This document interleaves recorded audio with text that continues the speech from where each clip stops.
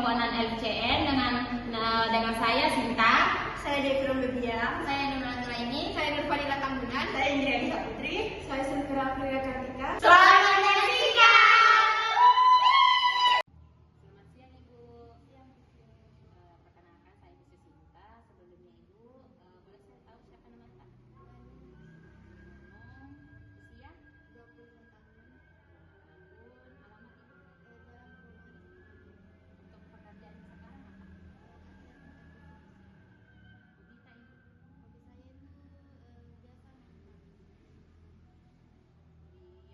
biasa saya lihat di diagnosis medisnya ini ada LCN ya Bu, saraf terjepit. Baik, untuk bagian subjektif yaitu yang pertama itu ada keluhan utama di mana rasa nyeri terbakar pada paha bagian samping kanan dan nyeri dirasakan lebih parah saat melakukan latihan angkat beban terutama saat jongkot, squat, dan saat mengangkat beban atau deadlift. Yang kedua itu ada riwayat penyakit sekarang di mana pasien adalah seorang atlet angkat besi yang berusia 25 tahun yang telah berkompetisi di tingkat nasional selama 4 tahun. Nah, pasien ini mengalami rasa nyeri dan mati rasa di bagian paha luar paha luar kanan sejak 1 bulan yang lalu. Keluhan ini mulai terasa setelah melakukan latihan angkat beban intensif, terutama ketika mengangkat beban berat dan pada posisi squat atau deadlift. Yang ketiga itu ada riwayat penyakit dahulu. Nah, di mana pasien ini melaporkan pernah mengalami cedera ringan pada bagian pinggul dan lutut kanan setelah terjatuh saat latihan angkat besi 3 tahun yang lalu. Namun cedera tersebut itu sembuh tanpa perawatan khusus setelah beberapa minggu. Nah, pasien sudah tidak mengalami gangguan saraf dan keluhan serupa setelah cedera tersebut. Terus yang keempat ada riwayat penyakit keluarga itu juga tidak ada. Yang kelima itu ada riwayat penyakit penyerta. Pasien mengalami sesak nafas saat angkat beban maksimal, kemungkinan akibat teknik pernapasan yang kurang tepat seperti menahan nafas terlalu lama. Tapi tidak ada riwayat penyakit gangguan jantung atau paru yang signifikan. Adapun pada bagian medikamentosanya ini pasien mengkonsumsi ibuprofen, di mana ibuprofen sendiri adalah obat antiinflamasi non-steroid atau NSAID yang bekerja dengan cara mengurangi peradangan dan nyeri di area yang terkena. Dengan mengurangi peradangan, ibuprofen ini dapat membantu mengurangi tekanan pada saraf terjepit sehingga nyerinya itu dapat berkurang. Terus ada naproxen, di mana obat naproxen dapat meredakan nyeri pada saraf terjepit di bagian femoralis karena kemampuannya untuk menghambat reproduksi prostaglandin, di mana prostaglandin ini merupakan senyawa yang diproduksi oleh tubuh dan berperan dalam menyebabkan gejala peradangan seperti nyeri. Dengan menghambat produksi prostaglandin ini, naproxen membantu mengurangi peradangan dan nyeri di area yang terkena.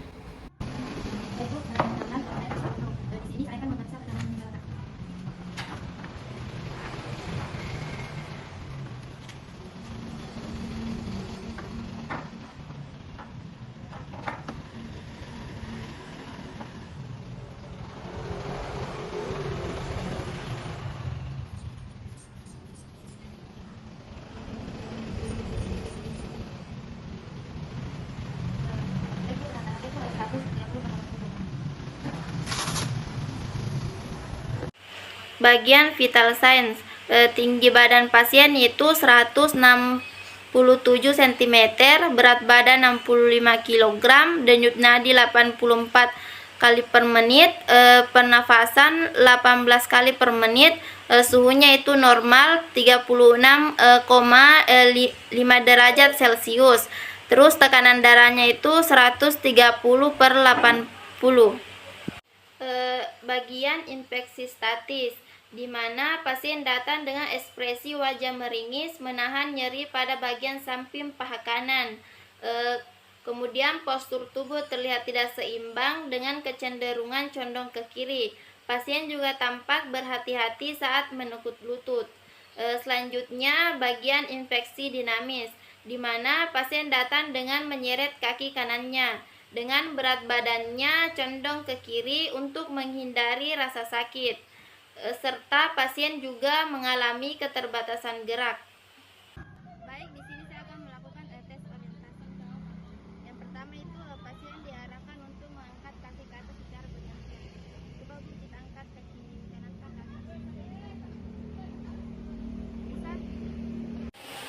Selanjutnya tes orientasi. Yang pertama, pasien diarahkan untuk mengangkat kaki secara bergantian dengan keadaan terlentang. Yang kedua, pasien diarahkan untuk mengangkat kaki ke samping secara bergantian dalam keadaan terlentang. Adapun interpretasi dari tes ini yaitu positif karena pasien kesulitan atau tidak mampu mengangkat paha bagian destra. Baik, selanjutnya itu palpasi.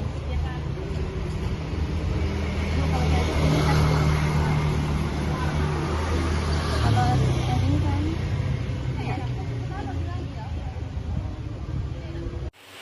bagian palpasi yang pertama suhu. Bagian destra dan sinistra itu normal. Kemudian odem bagian destra dan sinistra itu tidak ada. Kemudian kontur kulit bagian destra dan sinistra itu kontur kulitnya kering. Kemudian tenderness bagian destra ada, kemudian bagian sinistra tidak ada. Selanjutnya spasme. Pada bagian destra itu terdapat spasme, sedangkan bagian sinistra itu tidak terdapat. Kita akan melakukan pemeriksaan gerak fungsional dasar atau PFGD. Untuk yang pertama itu untuk gerakan aktif pada pasien bisa dilakukan fleksi hip sendiri dan turunkan ke bawah tensi, lalu bawa keluar abduksi, lalu adduksi masuk ke dalam, lalu turunkan lagi. Untuk aktifnya bisa lakukan endorotasi, kemudian eksorotasi. Coba untuk yang kiri tadi seperti yang tadi, fleksi, ekstensi, abduksi, masuk ke dalam, adduksi, lalu endorotasi, eksorotasi. Baik, selanjutnya untuk gerakan pasifnya.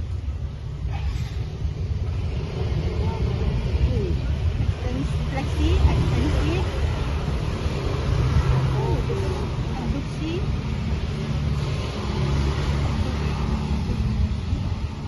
lalu untuk sebelah kiri,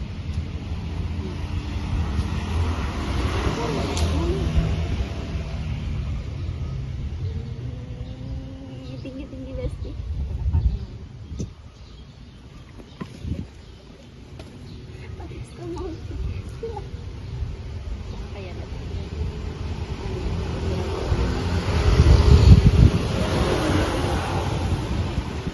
Itu lalu selanjutnya itu ada TIMT atau tes isometrik melawan tahanan. Baik Ibu, saya akan memberikan tahanan, Ibu akan melawan ya. Coba fleksikan. Lawan. Untuk ekstensi ke bawah. Oke. Untuk abduksi keluar. Untuk ke dalam.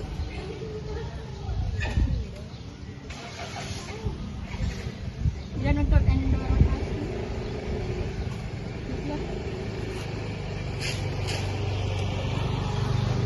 kemudian untuk eksorotasi, untuk bagian kiri lagi, fleksi ya, lagi, untuk ekstensi, untuk abduksi.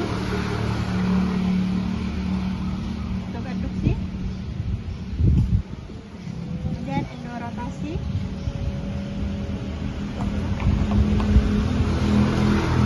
untuk eksorotasi.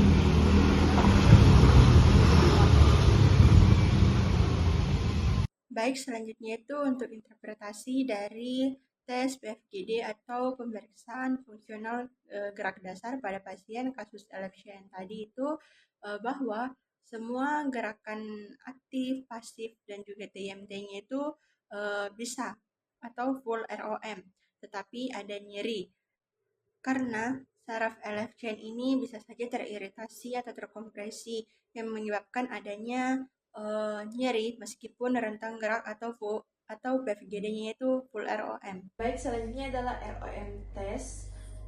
Nah, di sini kita akan melakukan ROM test pada gerakan fleksi, ekstensi, abduksi, adduksi, internal rotasi, dan eksternal rotasi.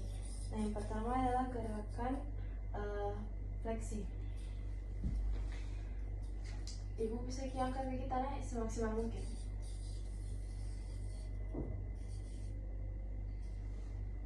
Ya. Nah, selanjutnya bisa miring. Kita dorong kita ke belakang semaksimal mungkin, Bu. Coba, Bu. Ini, Bu, gerakan abduksi. Nah, Ibu bisa tarik kaki kita ke luar semaksimal mungkin.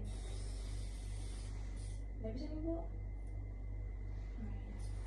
Selanjutnya ke dalam, Ibu. Angkat. Nah, sebentar ini didorong ke dalam sampai mentok, Bu. Ya, bisa, Bu. Begitu, Bu.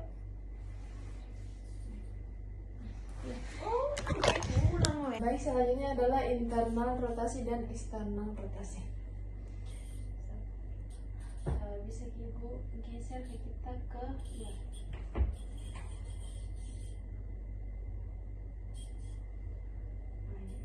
Oke, selanjutnya geser kita ke dalam.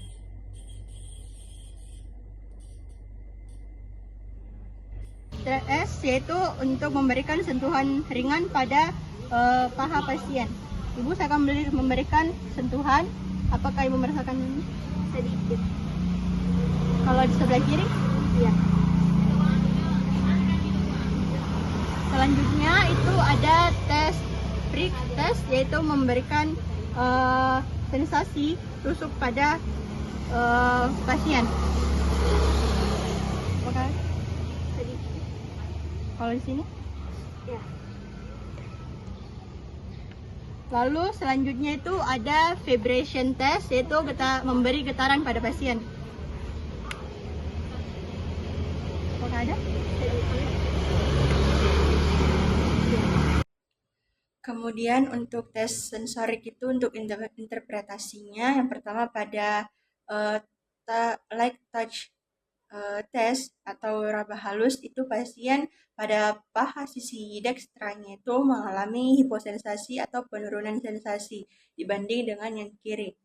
Yang kedua untuk tes prick test itu atau memberi tusukan ringan, itu pasien pada paha kanannya itu mengalami hiposensasi atau penurunan sensasi juga dibanding dengan yang kiri. Nah, yang untuk tes vibration testnya itu atau getaran, pasien juga mengalami hiposensasi dan atau penurunan sensasi di paha kanan dibandingkan di paha kiri. Saya akan melakukan tes Genflex.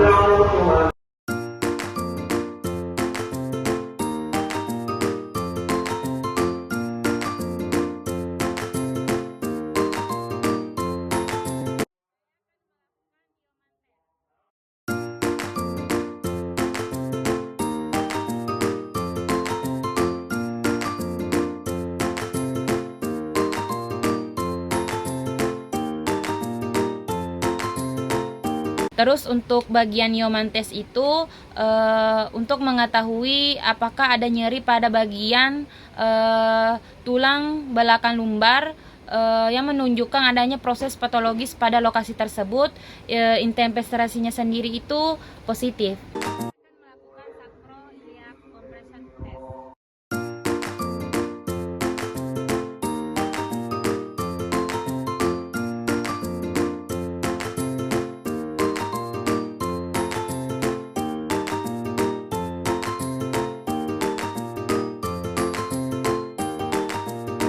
Untuk sacroiliac compression test itu sendiri untuk mengetahui apakah bagian sacroiliaca atau sacrum pada pasien itu terasa nyerinya menjalar atau tidak. Untuk interpretasinya itu positif.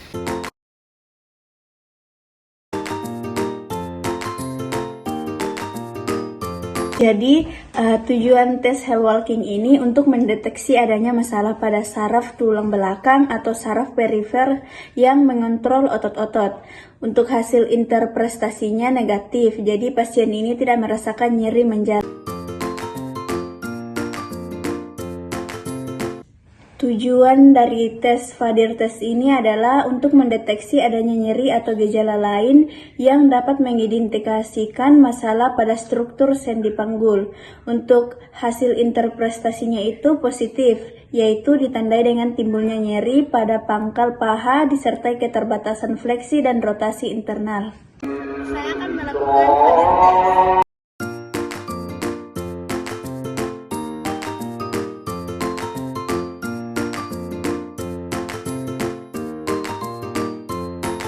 Tujuan tes FAIR ini yaitu untuk mengevaluasi kemungkinan kompresi atau iritasi saraf. Untuk interpretasinya itu positif, timbul nyeri pada area skiatik.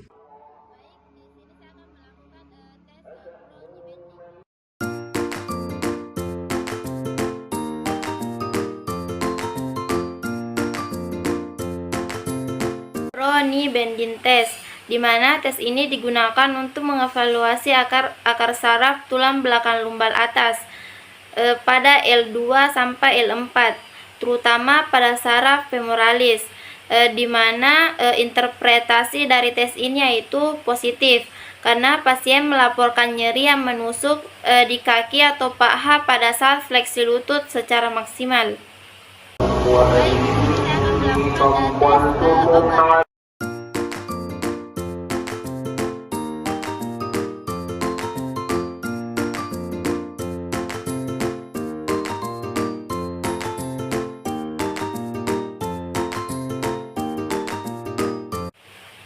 Kemudian Ober test, di mana tes ini bertujuan untuk mengevaluasi kekencangan pita iliotibial dan otot extensor fascia lata. Di mana interpretasi dari tes ini yaitu positif karena pasien mengalami nyeri pada saat melakukan tes tersebut. Baik, di sini saya akan melakukan trik trust test.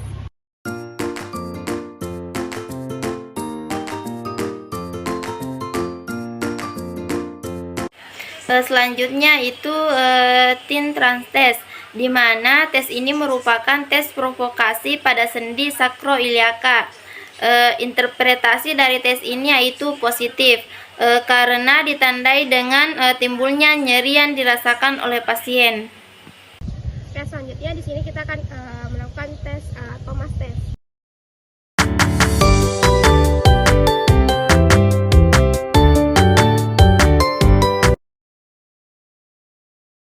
Tujuan dari Thomas test ini untuk mengukur panjang fleksor pinggul dan membedakan ketegangannya antara satu sendi dan dua otot sendi. Adapun hasilnya itu pasien mengalami nyeri yang dimana kemungkinan kompresi pada saraf femoralis yang mempersarafi otot-otot tersebut. Oke, selanjutnya kita melakukan tes Lowell Team Tension Test.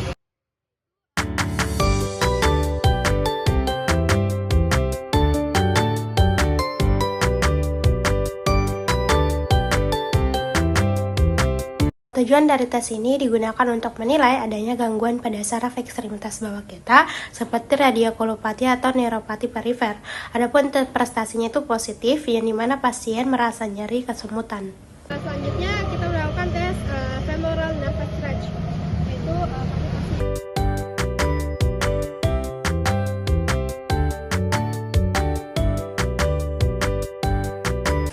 Nah, tujuan dari tesnya ini untuk peregangan saraf femoralis untuk mendeteksi adanya iritasi atau kompresi atau gangguan pada saraf femoral di L2 dan L4-nya. Adapun interpretasinya yaitu pasien merasakan nyeri menjalar dari ke paha sampai ke lutut.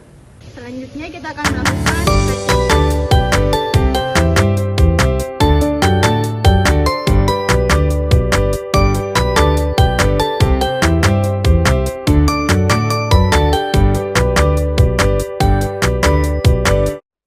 Selanjutnya ada interpretasi untuk tes Patrick test yang dimana pasien itu tadi tesnya itu positif karena pasien merasakan nyeri saat dites, yang dimana tujuan dari tes Patrick ini yaitu untuk mencari atau membangkitkan nyeri di sendi panggul pasien yang terkena penyakit. Selanjutnya kita akan melakukan kontra Patrick test.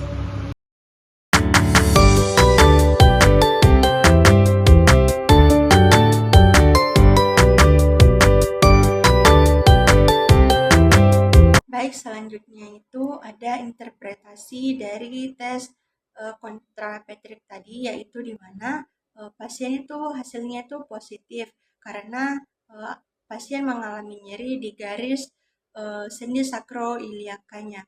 Nah, untuk tujuan dari tes sendiri ini tuh sama seperti Patrick tadi, yaitu untuk mencari dan membangkitkan nyeri di sendi panggul pasien terkena penyakit atau di sendi sakroiliaka pada pasien.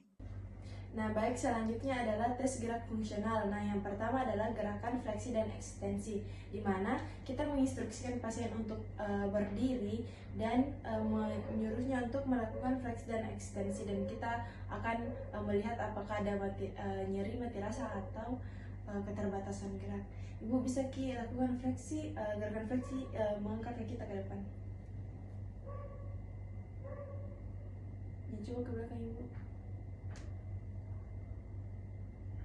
Nah, pasien dapat melakukan gerakan fleksi dan ekstensi dengan full area OM, akan tetapi pasien merasakan nyeri.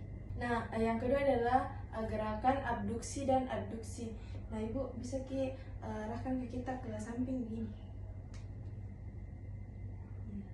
Sekarang buka arah dalam begini. Ya, pasien juga tetap dapat melakukan gerakan abduksi dan adduksi, akan tetapi pasien merasakan nyeri. Selanjutnya adalah guide test, di mana kita menggunakan metode TOG atau time up go. Pasien diinstruksikan untuk berjalan sejauh 3 meter, setelah itu kembali ke tempatnya, dan kita akan memperhatikan pola langkah dan keseimbangannya, apakah terganggu atau tidak. Ibu bisa jalan ke sana, setelah itu putar balik, duduk kembali di tempatnya. Bisa, Bu. Kalau saya beri Bapak mulai, Ibu mulai berjalan ya. Ya, mulai.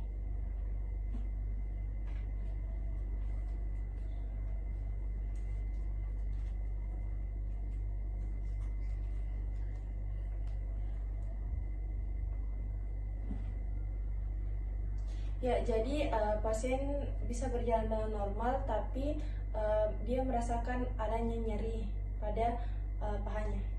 Jadi Ibu, di sini ada itu ADL. Nah, tujuannya ADL ini untuk mengetahui kemampuan seseorang untuk melakukan aktivitasnya sehari-hari.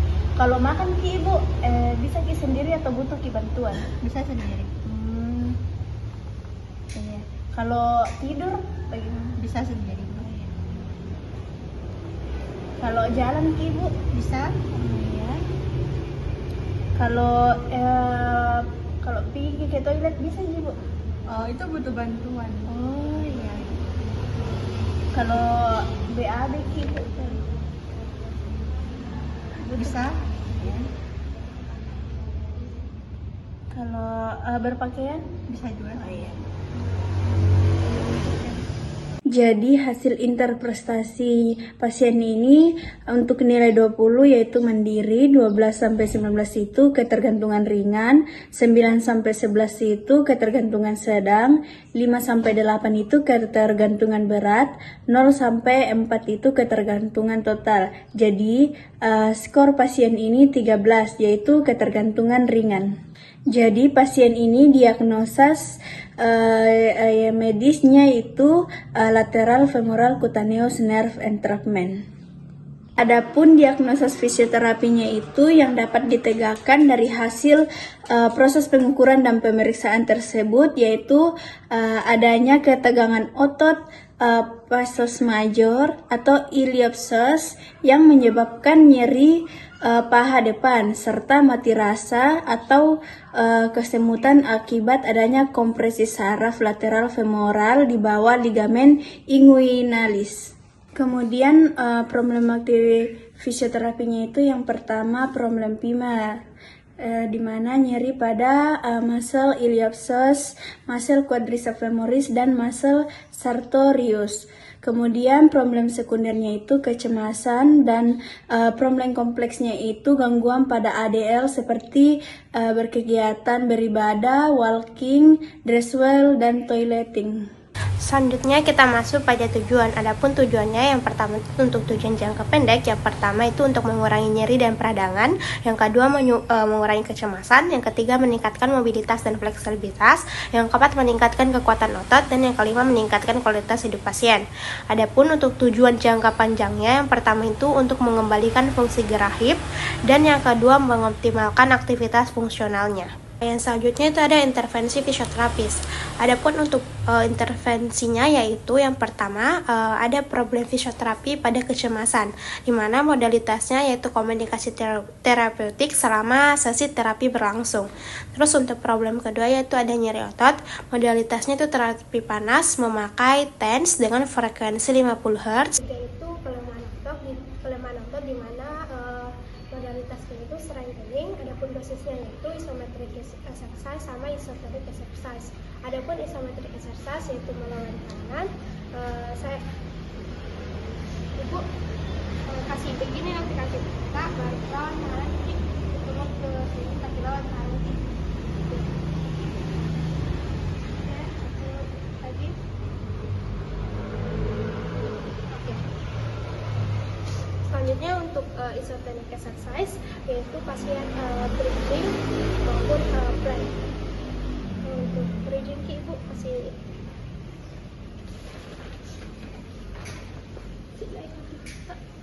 bridging. Ya, angkat. Oke. Selanjutnya ibu plank.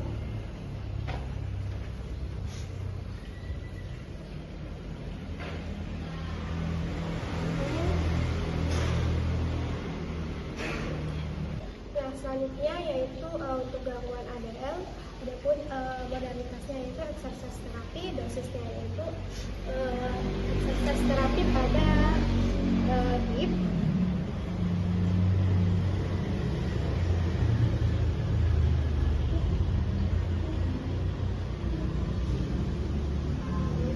ada exercise pada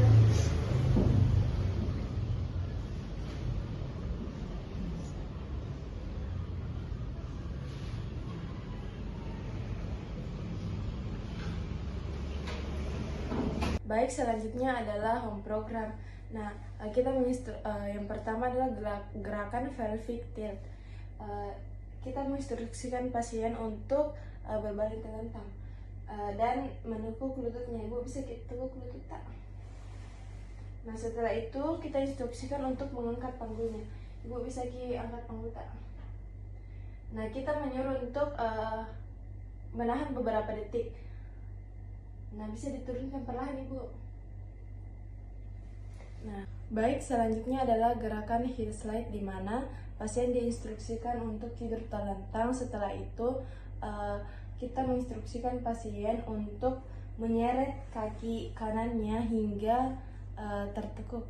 Ibu bisa seret kaki kita ke atas pelan-pelan sampainya tertekuk lutut tak.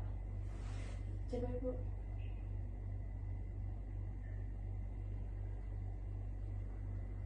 Ya, kembali lagi lurus Ibu.